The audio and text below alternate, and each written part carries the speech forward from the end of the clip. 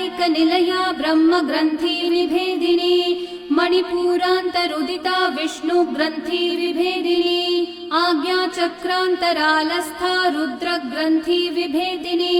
सहस्राराम्बुजारूढा सुधासाराभिवर्षिणी तटिल्लता समरुचि षट्चक्रोपरि संस्थिता महाशक्ति कुण्डलिनी विसतन्तु तनीयसी